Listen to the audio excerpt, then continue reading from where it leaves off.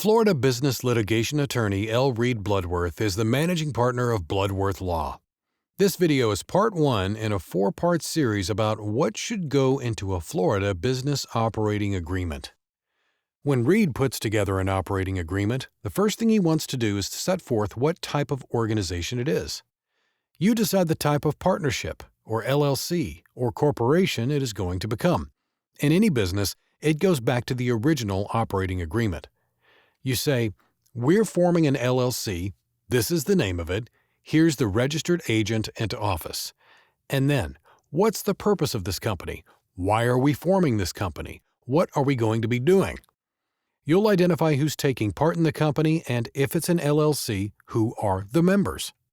A big question is what type of entity are you going to select in terms of taxation and liability? You want to verify the membership interests and then start getting into the business aspects of it. You'll talk about how you're going to account. Let's put a section in about the company accounting. Who's responsible for the books and records? What method of accounting are you going to use? Who's going to prepare the tax reports? You can designate an individual tax member that's in charge of taking care of the LLC's tax issues and returns. You could do all those things, including who has access to the bank accounts and who is responsible for overseeing them. The next thing that an LLC should have is a discussion of the capital contributions. Who's making them? How much are they? What are the conditions for requiring additional capital contributions? What are the conditions of returning capital contributions? What is considered company property versus an individual interest property? Can a member get advances or put advances towards the LLC? And then you have the capital accounts. What are they? Where are they kept? Does each member have a capital account? Who keeps track of that?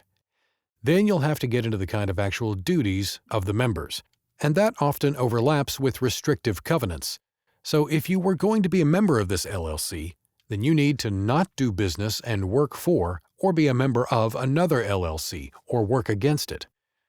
Going back to the duty that you have, the first duty is to make money. How do you produce profits for the company? And who's overseeing loans and other financial transactions for the company? These are the many questions that must be answered when forming a business entity in Florida. If you're starting a business, or if you're in the middle of a business dispute, talk with attorney L. Reed Bloodworth about how Bloodworth Law can help you or your business.